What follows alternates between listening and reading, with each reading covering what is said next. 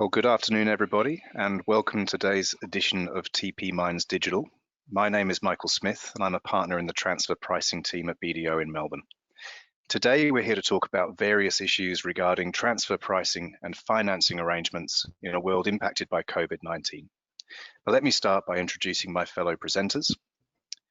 Tien Phan is an Acting Assistant Commissioner at the ATO in the Public Groups and International area.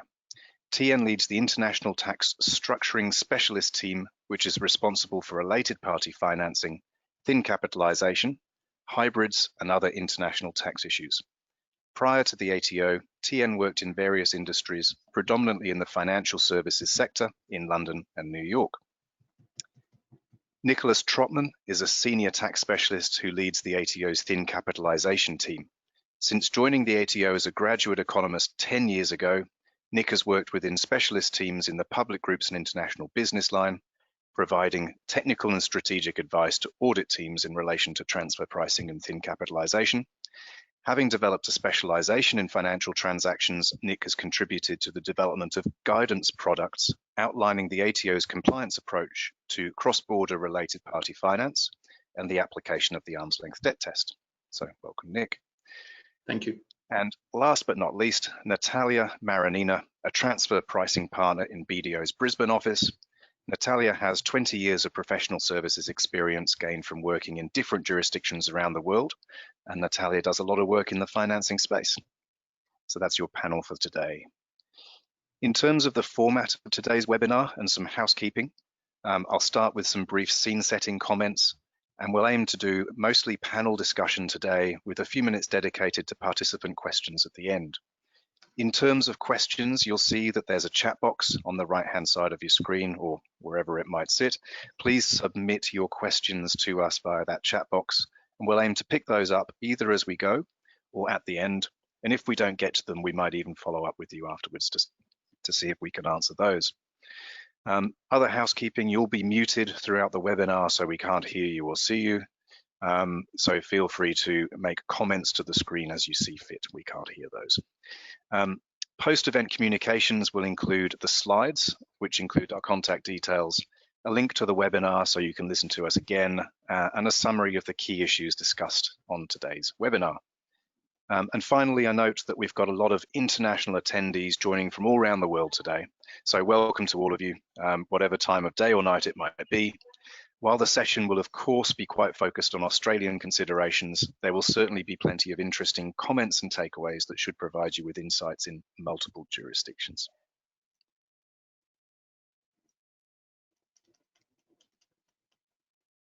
So, moving on. The purpose of today's webinar, as I mentioned, is to basically be quite a practical discussion, outlining a few different things. First of all, some strategies around managing the impact of COVID-19, particularly from a financing perspective. So for example, in relation to cash flow issues and risk profile. We're going to touch on the ATO's response to the transfer pricing aspects of COVID-19, including some concessions, as well as some warnings, things to watch out for. That will include things such as the simplified approach to the arm's length debt test and other concessions. We're going to raise some other practical questions that we're seeing and hearing from our clients and obtain the ATO's views and thoughts on some of those issues. And we're also going to discuss what taxpayers can expect from the ATO when it comes to post-COVID compliance activity and reviews. So quite a wide-ranging session today. And as I say, feel free to put your comments in or questions as we go along so we can pick those up. So starting with the situation so far, I think it's fair to say that the economic and personal impact of COVID-19 is more significant than anything this generation has seen before. For those of us with longer memories, obviously the global financial crisis did occur sort of 12 years ago now. Seems like a long time, feels like just yesterday. And I think it's fair to say that history might not repeat itself, but it sure does rhyme. So there's certainly a number of themes that would have been relevant then that might be relevant again today. In terms of where we're at, we're starting to edge towards what might be a new normal in Australia, at least for now, but many other countries are not yet able to do the same. So different stages of the COVID-19 life cycle in different jurisdictions for sure. In terms of the impact of COVID on taxpayers' business environment, I think it's fair to say those impacts will vary between industries, but every business and industry has been impacted in some way, some more than others, of course. The impact might be on supply chains, in other words, impacts on the physical flow of products. It might be on people, travel restrictions, impacting where those people might be, where they might be able to go. Might be on cash, might be on overall profitability. And I think it's fair to say that at the moment, there's a lot of uncertainty, and probably the only certain thing is that that uncertainty will continue for some time to come, both in terms of profit outcomes, revenue outcomes, and all of those things will, of course, directly tie into financing related needs. So while transfer pricing might not be the #1 item on corporates' agenda, immediately on day one, clearly there's a focus first and foremost on survival.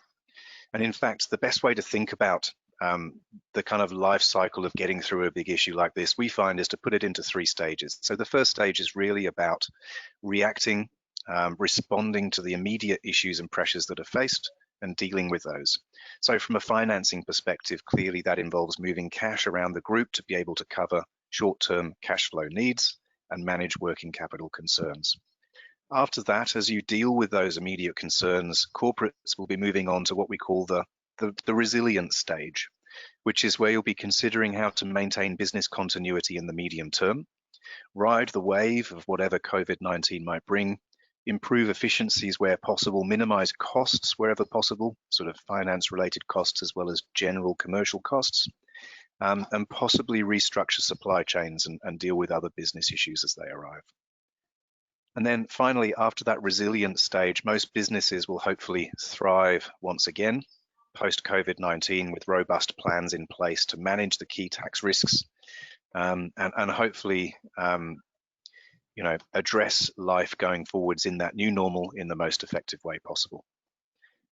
But I think it's worth noting that as we go through this cycle, and those 3 stages may take different amounts of time for different corporates in different countries, at some point in time, you're going to arrive at decision points.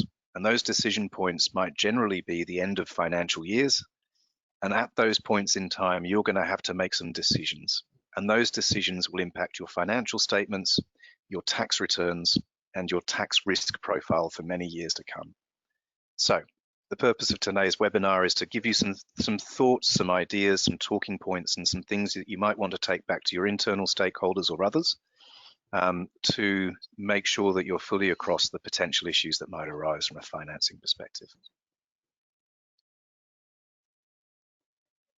Before moving on as well, it's worth touching on the fact that there's clearly a global response to these issues. We have tax authorities at this stage generally showing empathy towards impacted taxpayers. There's generally been a willingness to reach some sort of compromise, reduce red tape and compliance obligations in the short term, although obviously we do note that those variations, there will be variations in approach by region and by country. Obviously, in other jurisdictions as well as Australia, there's been massive stimulus measures to support economic activity. And again, there'll be similar issues faced there as those stimulus measures are brought to an end, and what that means, again, for financing needs, funding needs, etc. There might also be suspensions of audit and compliance activity in the short term, but as we know, all of these stimulus measures do need to be paid for one day. So from that perspective, we'll talk in more detail a bit later about what taxpayers can expect coming out the other side in terms of compliance activity. And as well, at the moment, there are certain extensions of time to lodge certain requirements and to pay certain taxes. So we'll get into more detail on a number of those things. Before moving into the panel discussion as well, I might just ask Natalia to provide some comments in terms of what she's seeing from her clients at the moment, just at a high level, around strategies that they're adopting or questions they're raising around managing the impact of COVID-19 on their financing arrangements. So Natalia. Thank you, Mike. So I have a very short slide. I might as well have called it "What makes my clients worry," or what discussions we had most frequently from the start of COVID. So the first point is many companies will struggle with liquidity. Obviously, not everybody's profitability would be negatively affected, but sometimes maybe it's the issue of collecting the debtors. So even the most profitable companies may have a need for cash. Another thing we see is that within the group, there would be some companies which are more cash rich or have a better access to external finance than the others. So the need to move the cash around the group arises, and sometimes it's very short term, but very required right now because expenses often are due tomorrow. When we see those situations, so the first thing I normally recommend people explore is the existing intragroup arrangements, which are already in place. For example, if you have a cash pool, you might want to use that, or if you have a facility which is undrawn, then of course it's useful to have access to that. What if there isn't an existing arrangement? Then people start looking at other quick fixes, such as, for example, interest-free loans, maybe varying existing arrangements, or changing the arrangements altogether. In that respect, the care should be taken and the proper due diligence should happen, because essentially, if you change something now in the heat of the moment, there is a lot of countries and tax authorities which are looking at intergroup financing with increased interest. So you can create yourself an issue or increased risk in the future. So yes, of course, changes may be required, but the proper due diligence and planning should take place. Once companies deal with this immediate need for cash, then they start worrying about year-end compliance issues. And on the top of priorities, at least for my clients, there have been two issues. First of all, the thin capitalization safe harbor, because a lot of companies in Australia, especially multinationals, are subject to thin capitalization regime. And what they're finding is even with the same amount of debt as last year, this year the balance sheet is likely to be impacted by COVID. And therefore, they're afraid that they may be failing the safe harbor and having less debt deductions than before, purely because of the COVID impact.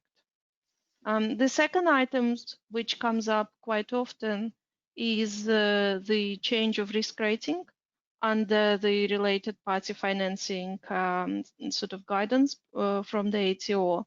And here, what would be affected is either a number of ratios, such as, for example, the interest cover or debt to equity ratio, or also what can be affected is groups underlying cost of funds. And a lot of people are asking, A, how to deal with it, and B, what ATO's response would be. So we would cover all of those items today, and we'll ask the ATO's view, sort of how tax authorities are likely to approach that. Yeah, so thanks, Natalia. That's a great summary.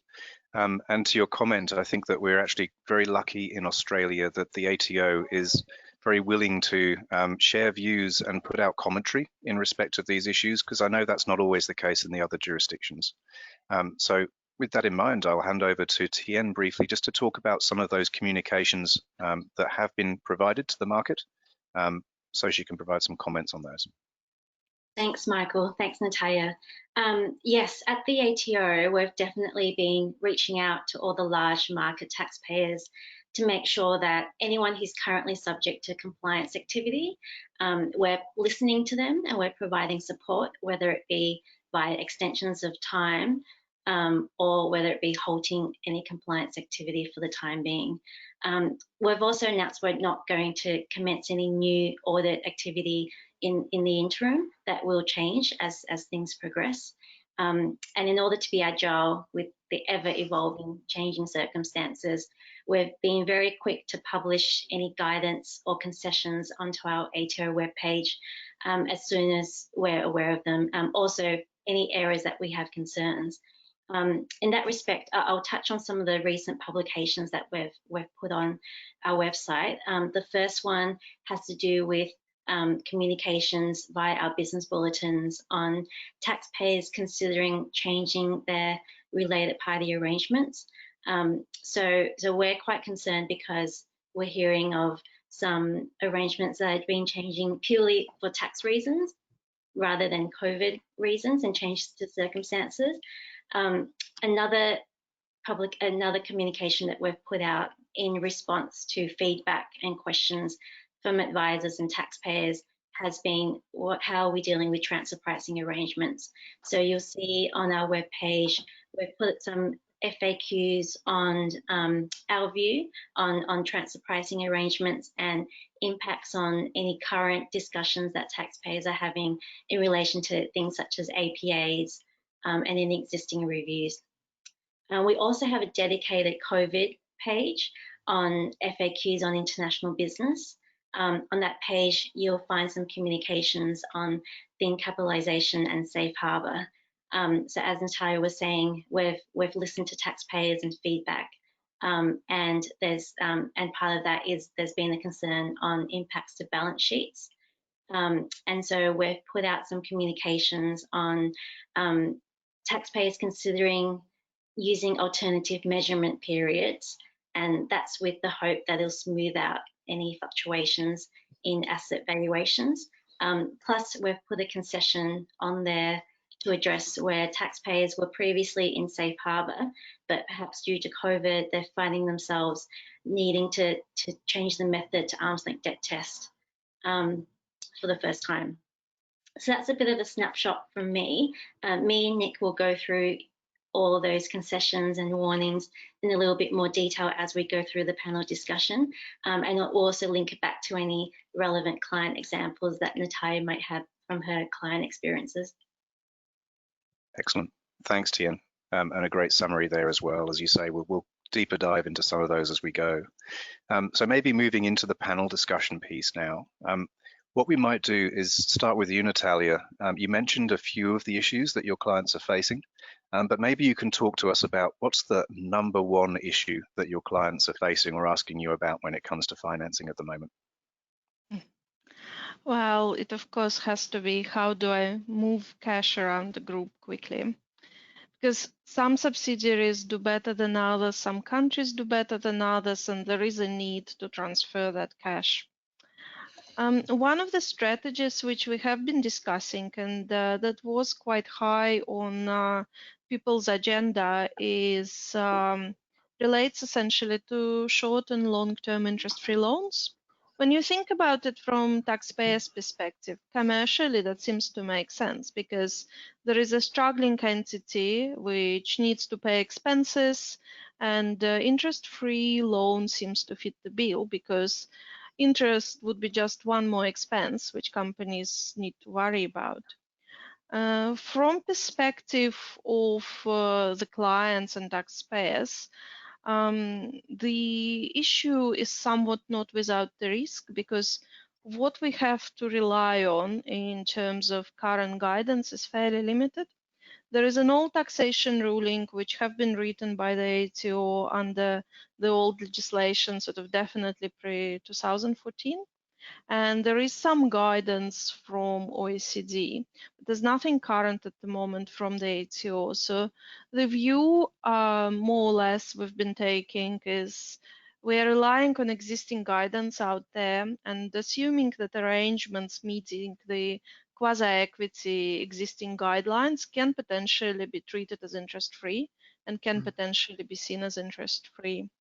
But there is a general level, I guess, of worry was how ATO would actually look at those arrangements and whether we would see the interest-free guidance, which is a bit more up to date.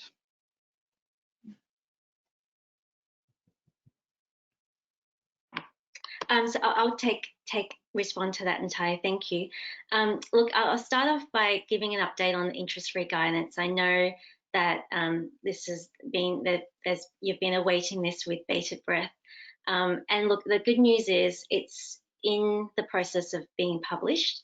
But I'll just say, at the moment where our publishing area is very busy with all the COVID-related guidance, particularly around JobKeeper, and all the stimulus measures such as early release of super, plus a whole raft of other guidance that's being prioritised. So it's definitely going to be coming out soon, and when it does come out, we'll make it'll be available for public consultation. So if anyone has any feedback on the draft guidance, they can submit any feedback to us. What I'll say is the current guidance is TR 9211, and yes, that is outdated because it still references Division 13. What the new schedule does aim to do is bring it up and make it relevant under subdivision 815B, and provides the ATO's views on what we think are the most relevant factors when we look at interest-free loans, and that provides our view on where we think are the low versus high risk arrangements out there. However, I would say that absent any specific guidance, we would still expect taxpayers to do their typical transfer pricing analysis that they would on any other related party arrangements, and apply the provisions under subdivision 815B, and still look at the commercial financial relations between independent parties, and what independent parties would have entered into in comparable circumstances. So generally though, what I would say from the schedule before it gets released is it does provide our view that, and this is in line with the PCG 2017-4, that prima facie interest-free loans are high risk, because if you do have an interest-free loan, your rating under the PCG is amber. However, what the schedule does is list out all the factors that would reduce that risk to a moderate or low risk. And we would be looking at the substance of the arrangement, so substance of reform, plus also whether independent parties would not have entered into a loan arrangement, but would have entered into an equity arrangement instead. So there'll be some examples, plus, as I mentioned, a consultation period. What I would want to say, from my experience in looking at interest-free loans over the past few years, we see a lot of them.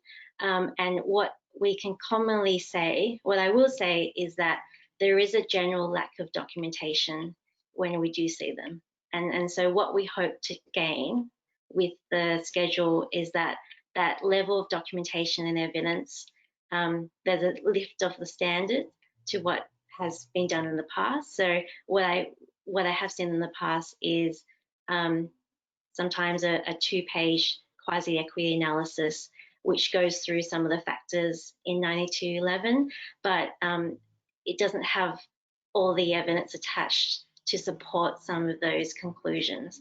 And so that's really what we're looking from taxpayers to provide going forward. Secondly, in respect to the practical issues on short-term funding needs, Natalia, that you mentioned before, what I'll say is from the ATO's perspective, we'll be pragmatic and as understanding as we can due to the COVID circumstances. But at the end of the day, we'll be looking at all the fundamentals of transfer pricing. So we'll be looking at the P&L to look to see if there's any increases and decreases in revenue and losses, but we'll also look to see whether taxpayers have done a comparability analysis, and look at the basics, so the functions, assets and risks of the entity. A lot of it will depend on how long COVID is going to last. Is it temporary, or are we going to see a second wave? But and that will also dictate how long that short-term cash funding needs would need to be extended for. That's all from me. I'll pass on back to Michael. Yes, so super interesting. I think the PCG update for interest-free loans is almost like the Yeti of guidance, because it's been much rumoured, but we haven't seen it yet. So looking forward to seeing that one. From a personal perspective, I can see that being practically interesting for taxpayers and clients to deal with, because, as you say, a lot of interest-free loans go undocumented, and they might be sort of trading arrangements that have gone beyond their normal terms, et cetera, that just haven't been considered and addressed. So when there's guidance out there that might say an interest-free loan is considered to be red, then for a taxpayer who has to do a reportable tax position schedule or otherwise self-assess, then clearly, as you say, it's going to raise all boats in terms of the amount of documentation that's required, because interest-free loans are kind of one of the most obvious transfer pricing risks. So from an RTPS perspective, or for an IFRIC 23 perspective, when it comes to a financial statement audit, I think practically that's going to lead to a small cottage industry in doing benchmarking or other documentation for interest-free loans. So interesting to hear. So thanks for that, Tian. Maybe going back to Natalia, obviously number one issue we've talked about there. What about your sort of other main issues that you're seeing at the moment? Well, obviously, from financing perspective, clients are looking to see whether they can amend existing arrangements, and there's a couple of options available here. One is, I guess, pretty straightforward, just changing the existing arrangements if there is a need and both commercial and the market need to do so. Well, here advice is very simple. If you're entering into the new arrangement, then make sure that there is a proper comparability analysis, follow the market, prepare all the support you need for the new arrangements, and just all existing transfer pricing rules, principles, and considerations apply.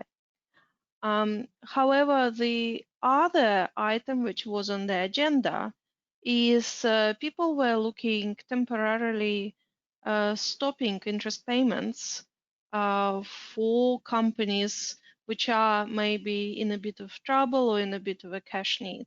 Again, commercially, when you talk to the clients, that seems to make sense, because obviously there are banks who are doing something similar, so there is a precedence in the market. Continuing paying interest on related party debt would just result in more need for cash, maybe in some losses, and increased losses would result in higher risk rating. So it all seems to make perfect sense. One aspect we have been discussing, and I find that for a lot of clients it's a new aspect to consider, it's the fact that not paying interest essentially may result in underpaid withholding tax. And based on some recent publications from the ATO, ultimately that may result in higher tax costs, because there would be no tax deductions potentially one side, but withholding tax the other side. So I would be very interested to hear from the ATO their view on this. But at the moment, looking at the evidence in the market, it does seem that there are comparables. There are banks doing more or less the same, maybe stopping interest for somebody who's struggling for a short period of time. And I think at the moment I'm thinking that the difference would be whether entities entering into those short-term variation arrangements as a genuine response to COVID, whether they can pinpoint that genuine response and genuine needs, and whether they are documenting it in real time, because later, maybe 2 months, 10 months down the line, it's possible that COVID would be in the past, and therefore it would be much more difficult to think how to support those decisions. And look, Natalia, I think just from the ATO's perspective, like with any standard transfer pricing review, we have this expectation that taxpayers do make sure that they can demonstrate independent parties who are in comparable circumstances would mutually agree to change any existing arrangements. That includes terminating or changing any of the conditions of an arrangement. And in respect of that point that you raised on that underpayment of withholding tax, we treat underpayment of withholding tax the same as we would any other risk. Similarly, we've heard that some other taxpayers are considering potentially royalty holidays or pushing global costs down to Australia, even though Australia is a limited risk distributor. So there's different changes to existing TP arrangements that we've heard that taxpayers are considering. So our view on that point about the suspension of interest on related party loan agreements Our question when we'll be reviewing those would be whether it's in line with what external banks, external third parties are offering to independent entities in the same or similar circumstances. So I think it's one thing to say that it's out there, banks are offering this, but does it actually, would it be something that would be offered to independent parties in the circumstances of your clients? And then are there circumstances or reasons for any of those conditions being changed? Also, what we want to focus on is what is the substance of the arrangements? So does that substance reflect what's in the actual agreements themselves and in the agreements between the parties? And also what I say is we're very conscious that there's a blurring of this intra-group commercial rationale with evidence of what would be arm's length conduct. Really careful, need to be really careful of that. So yes, there is commercial reasons, but ultimately you do need to bring it back to providing us and substantiating that the transactions are arm's length. So our recommendation to taxpayers is, as they're changing their business strategies and considering potentially changing some of their intragroup transfer pricing arrangements, they maintain documentation for any of those decisions as and when they're doing the implementation. Yeah, thanks, Tian. And Nick, anything to add from your perspective? I know that you look at comparables a fair bit and do, fairly deep dives into the economics of things. How detailed or granular does that comparable data need to be, would you say? Yeah, look, thanks, Michael. Appreciate the question. Look, I would say very detailed. And again, I think this goes to reiterating Tian's comments, but a key theme, which I hope is clear in the changing related party arrangements FAQ, is that regard should be had to the terms and conditions entered into by independent parties.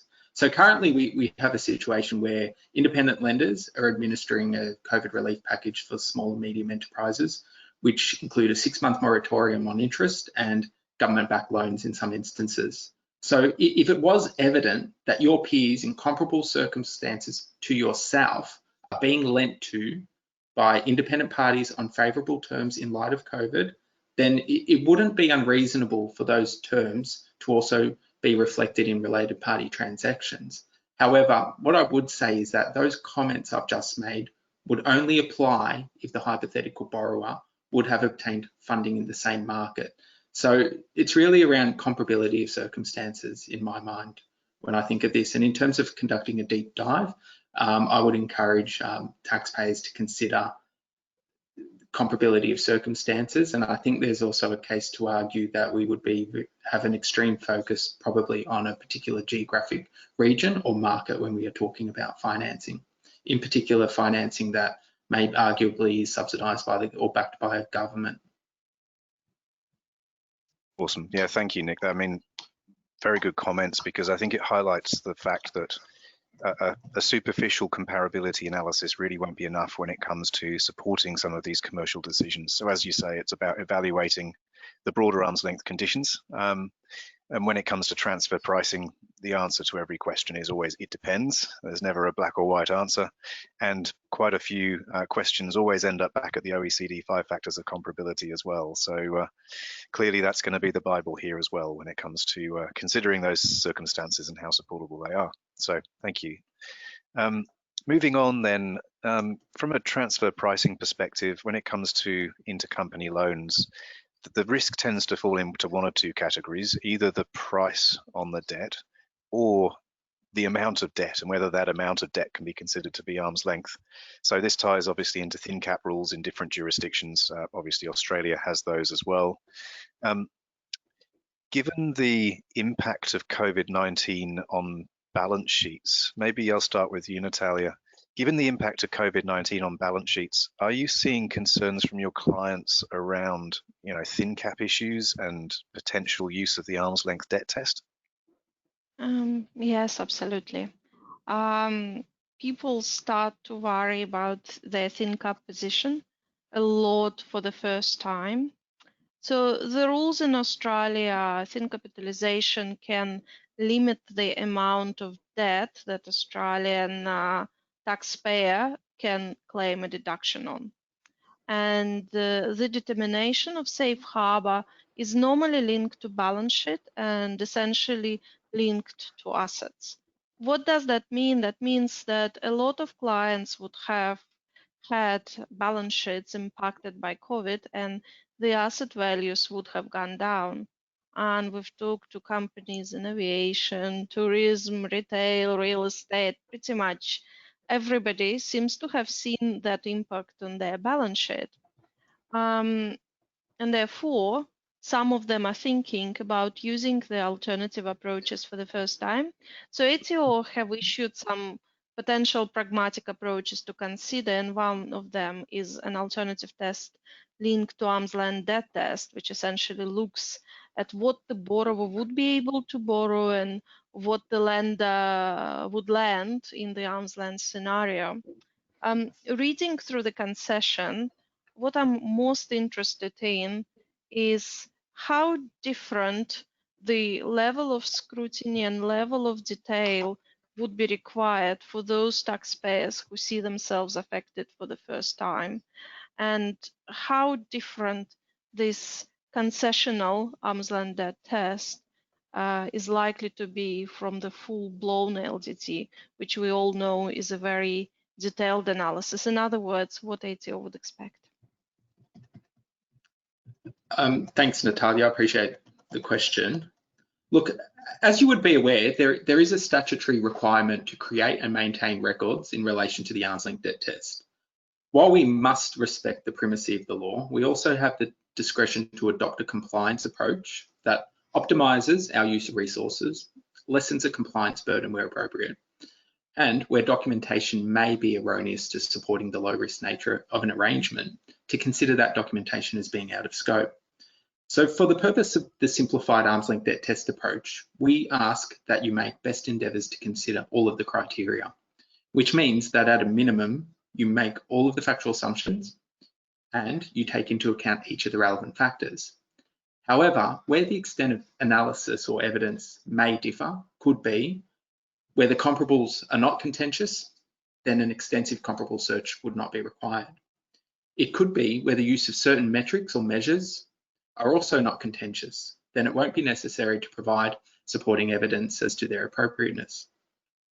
It might also be where the arm's length terms and conditions are widely accepted and understood, then it won't be necessary to provide supporting evidence of their appropriateness. However, one key point I would like to make is that the extent of analysis does become a moot point if we are not committing compliance resources to reviewing your application of the arm's length debt test. So from that perspective, Nick, I know you've been very involved in preparing ATO guidance in respect of the arm's length debt test. Who would you envisage would use the guidance, and are there any differences in how it might be applied given the impact of COVID-19? Look, the population of taxpayers applying the arm's length debt test is extremely diverse. Outside of utilities and real estate-based rental services, the representation of industries is quite broad. I am speculating, most likely I'm stating the obvious, but entities likely to be relying on the arm's length debt test for the first time could include those entities already on the precipice of their safe harbour debt amount, so that is already geared at close to 60%. Capital intensive industries whose revenues are tied to income producing assets, which may be exposed to significant write down, and also entities with significant operating expenses whose cash flows have been severely impacted and are now needing to draw on liquid assets such as cash. In terms of how we would administer it, I would imagine this would differ substantially to how it would be undertaken for the purposes of an audit. In most cases, this concession, if you will be undertaken by a review team, and they will have regard to the COVID FAQ statement we have made in relation to ThinCap and Safe Harbour. And to the extent you're able to document those extenuating circumstances that give rise to the application of the ARDT, I believe that would go to facilitating a compliance approach that is cognizant of COVID. Yeah, thanks, Nick. So I think as well, given that you've been involved in sort of the creation of some of those rules and requirements, it might be useful if you can give an insight into how the tax office sort of deals with or thinks about these issues. So, for example, when COVID-19 hit, what sort of things get done on the ATO side in response to that? Yeah, good question. Thanks, Mike. Look, that's around mid-March, we began to speculate that a global pandemic could have had significant implications for our taxpayers. Shortly after, it became evident that this sentiment was also shared among the broader tax community. Primarily, our concern was around balance sheet impacts. So we're talking asset write-downs, impairments, reduction in cash balances, and increases in debt capital, the result of which would have taxpayers needing to rely on the arm's length debt test. So by early April, we published our thin capitalisation and safe harbour statement on our COVID FAQ page. The statement effectively offered a concession, if you will, for taxpayers that had inadvertently found themselves relying on the arm's length debt test, which by design is an extremely rigorous test. The objective of the simplified approach was to soften the compliance burden on taxpayers who, as a result of COVID, were already experiencing a number of challenges. Thanks, Nick. So I might, in the interest of time, move on to the next topic. I know we can talk for ages on lots of these because there's so much interesting stuff to cover, but let me move on to some of the other guidance from the ATO. So, for example, in Australia, PCG 2017/4 allows taxpayers to assess their risk rating in respect of intercompany loans based on a set of criteria. Similar to the ALDT guidance, how will the ATO view corporates whose risk ratings might increase as their financial results worsen as a result of the impact of COVID-19? And maybe, Nick, that's a question for you again. Yep, certainly. Thanks, Mark. Look, firstly, we expect there will be entities adversely affected by COVID. And as such, it's not unreasonable to expect that it will be reflected in ratings and assessments under PCG 2017/4. An interesting point worth making is that the PCG attributes a disproportionately high weighting to indicators associated with pricing. So where the effect of COVID manifests in price, it is likely to have a greater impact on your rating. However, you can expect review teams to have regard to the principles provided in our COVID FAQ page. If your rating has deteriorated and you have documented the extenuating circumstances, as we have outlined in our FAQ, again, I would expect the compliance approach to be moderated in line with your actual level of risk. Also, I would like to add, in circumstances where you have moved from a low risk rating or green zone to another risk rating, and it does not appropriately reflect your actual risk, you may wish to consider engaging with us for the purpose of a white zone assessment. Yeah, thanks, Nick. So it's good to know that there'll be, consideration given, but again, it comes back to the facts and circumstances of each case, right? So another interesting thing that I've been seeing, and I know Natalia and I have talked about, is some weird and wonderful things happen to yield curves at points of stress in the financial system. So I know post GFC, some of those yield curves inverted, and Aussie dollars became more expensive than US dollars when you looked at certain terms and tenors, etc. How do you deal with that from an ATO perspective? Do you sort of watch out for taxpayers cherry picking a rate at a particular point in time, or what's the things the ATO looks for there? Well, I mean, ultimately, if it has become cheaper for the global group to raise funds as a consequence of perhaps a decrease in the respective cash rates or concessions offered by independent lenders, I believe there would be an argument that interest rates associated with related party financing should also trend downward, or alternatively, that Australian subsidiaries should consider refinancing. Drawing on my experience having reviewed finance cases following the GFC, we observed that during the GFC, funding became quite expensive, as you noted, and interest rates on related party financing also increased. However, from around 2015 onwards, as interest rates began to ease, we found that interest rates on related party finance were largely unchanged. This was driven largely by the preference for long-dated tenors and was further compounded by an absence of early repayment clauses in loan agreements, which prevented borrowers from refinancing. Speaking from a transfer pricing perspective, what we found when evaluating the statutory question was that independent parties were not necessarily entering into long-dated tenors, and where it was financially viable to do so, were refinancing to take advantage of the downturn in interest rates. So I guess this example highlights the importance of the principles that we've outlined in our changing related party agreement statement on our COVID FAQ page. So what I would be saying is, if you are considering entering into or changing your transfer pricing arrangements, I encourage you to read that statement on our FAQ page. Yeah, thanks again, Nick. It's certainly an interesting one. In terms of fixed loans with long-dated tenors, clearly there needs to be support for the commercial realism of that being done, because as we know, that can typically increase interest rates, although in the current environment, it might actually have flipped the other way. So yeah, interesting data. All right, moving on then.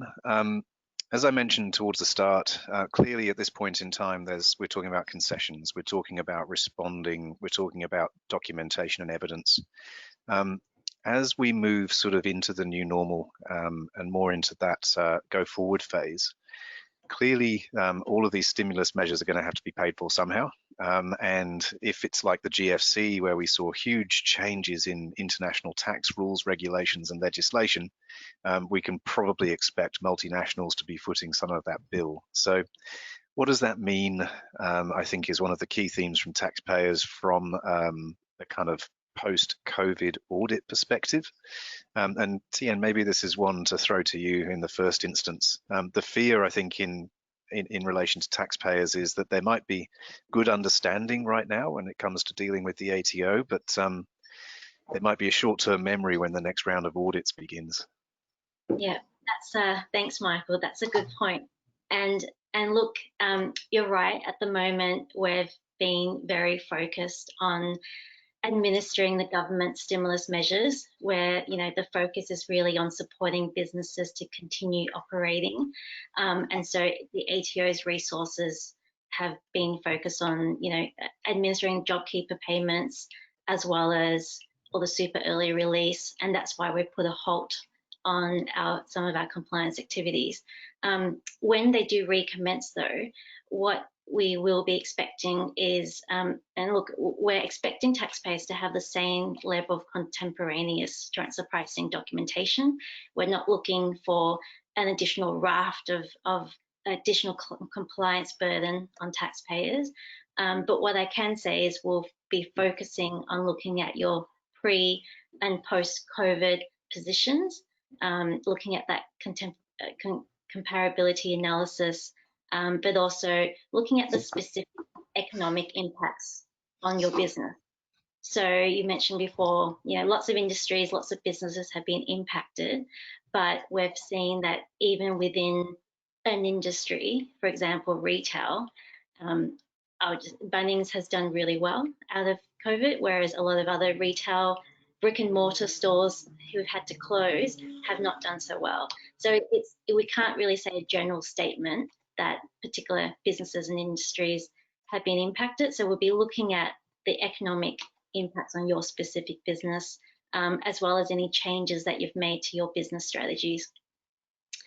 And as I was saying, look, our view is that we're understanding and we want to listen to taxpayers, but we won't be accepting COVID as a blanket reason for all companies to be changing their transfer pricing positions. We're doing our own work internally within the ATO as things progress to make sure that when we come out of COVID, we have a better understanding of which industries and businesses have been positively or negatively impacted, so that when it comes to audit and review time, we can validate what taxpayers are telling us. Yeah, thanks, Tien. Natalia, with those comments, what would you advise your clients to be doing in particular? Well, look, lately we've been hearing a lot from the ATO and probably advising the clients to swim between the flags, and we can discuss sort of validity of that particular approach, but from what I'm hearing, it's there to stay, and after COVID, at least temporarily, a lot of taxpayers may find themselves outside those flags. So essentially here the advice would be maybe swim together with your peers. Is just make sure that if you have a situation where your industry or your peers are affected and you need to do something and there is a genuine commercial need, then the ATO is saying that that's exactly what they would be looking for. However, if you are very much an outlier among your peers, then it sounds like there's going to be much more scrutiny from the ATO. And well, don't forget to document, I think, as well. So. Yep. Nick, anything more to add there from an ATO perspective around evidence? Yeah, what certainly. that might look like? Yeah, certainly. So look, at least in respect of the arm's length debt test, and I think these comments would also apply more broadly to transfer pricing as well. But the advice I would give to taxpayers is to facilitate our understanding and document and make clear to us the nexus between the relevant FinCap or balance sheet item and COVID. So for example, during the pandemic, should the price of crude deteriorate, investments in certain projects would become untenable. It may be that the value of those stranded assets are written down. Now, supporting that decision, we might expect there to be contemporaneous NPV analyses, board meeting minutes outlining the decision to mothball and write down certain projects. The rationale provided in those meetings or the assumptions used in the economic modelling should reflect the drop in oil prices as a result of the pandemic-driven downturn in global demand. From here, it becomes clear to us how the write-down affects step one of the safe harbour debt amount calculation, and importantly, how COVID has impacted a ThinCap position, assuming you need to rely on the arm's length debt test. But I think the key thing is really help us help you in the sense of, I guess, establishing that nexus between COVID and your ultimate tax position. Yeah, thanks, Nick. And I think, Tien, maybe to build on that, you referred to the pre and post COVID analysis. Is there anything more you can add around what a pre and post COVID analysis might be? I guess the challenge from a taxpayer's perspective, if they're not expected to prepare lots of additional documentation, what is it in particular that they might be focusing on or beefing up in their existing documentation to be able to articulate that? Yeah, thanks, Michael. And so additionally, from having some of that governance and decision making documented that Nick just went through, we'll be looking at what your financial outcomes are, but for COVID. So really looking at detailed P&L impacts to your business, looking at an explanation for any variances that taxpayers are saying as a result of COVID, whether it be increased expenses or impact on salaries and impacts on recruitment, details on the forecasted budget pre-COVID, and we'll be looking at that difference after COVID. Also, we'll be looking at any evidence of government assistance for those the Australian operations that have been impacted. So really looking at, does the story flow through from what you're telling us in terms of your business being impacted, but flowing through to all your financial statements and ultimately flowing through to your transfer pricing documentation as well. Yeah, thanks, Tien. And maybe just the old chestnut we hear from clients a lot. How do they know if they're more likely to be picked up for review? Maybe Nick, can you comment just briefly on in a COVID and a financing environment, what might some of those risk flags might look like? In terms of risk, well, what I would say, generally speaking, is insofar as a review, a particular risk rating or a risk flag alone is not determinative of whether a review is conducted. Rather, it will be a combination of other factors, or otherwise as a result of a population strategy's respective compliance initiative. So for example, we have the Top 1000 program, whose objective it is to review Australia's top 1000 taxpayers over a defined period of time. What I can say about, I guess, a taxpayer's risk rating in relation to financing or perhaps under the arm's length debt test PCG is that that risk rating is likely to inform the scope and the intensity of the review. Thanks, Nick. I'm conscious of time as well. We're running rapidly towards the end of our hour. So what I might ask each of the panelists to do is very briefly give me a final thought or comment for our attendees to take away. Natalia, should we start with you? course. So look, I think one of the key takeaways, I would say, to taxpayers is please make sure that you do not leave thinking about how you structure the arrangement as an afterthought. Because if you leave them as an afterthought, you're exposing yourself potentially to higher risks, which you may not even be aware of. And also just remember the good old-fashioned transfer pricing, documentation, comparability, substance, evidence, everything is required and needs to be in place, and in COVID times, just as much as probably in any other times. Great, thanks, Natalia. Tien, from your perspective, any takeaway thoughts from for our attendees? Thanks, Michael. Look, what I say is 3 points. Number one, we know that a lot of the majority of large corporates are paying the right amount of tax and do want to do the right thing. Secondly, however, we are conscious that there are some out there who want to take advantage of COVID and will implement some tax arrangements which are driven purely for tax reasons. And then thirdly, look, when in doubt, work with your advisors to engage with the ATO early, whether it be coming to us on a no-names basis or requesting a white zone, but really that early engagement makes it a lot easier for us to help you but revise and put in place the right safeguards in terms of documentation, and also provide our feedback on whether we think an arrangement is low risk or high risk. Thanks, Tien. Nick, any last comments? Look, just 2 points. I guess for those genuinely affected by COVID, we encourage you to make use of the available concessions where they are available. Alternatively, as Tien mentioned, we encourage you to engage with us if you have any concerns.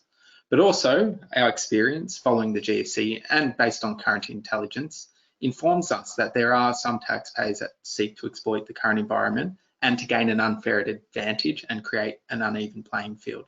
Just like to assure everyone that we are also being vigilant in this respect, and we are very interested in maintaining that level playing field for everyone. Excellent. Thank you, Nick, and thank you to all of our panelists today. I think we've had a great session. We've heard about some pressing issues that clients and corporates are facing. We've heard about what the practical concerns might be and what needs to be done from a documentation perspective. So particularly interested in those pre and post COVID analyses and making sure that the commercial factors are tied back to the impacts on the financials. To pick up on Tien's comments, to make sure that changes, deferrals and interest payments or changes in transfer pricing policy aren't simply being made for expedient reasons, and they are directly as a result for COVID-19. So I think those messages have been very clear today, and I'd like to thank each of our panelists, Nick, Tien and Natalia. I'd like to thank you all for joining us today as well, and we look forward to catching up with you all on the next TP Minds digital event. Thank you. Thank you. Thank you.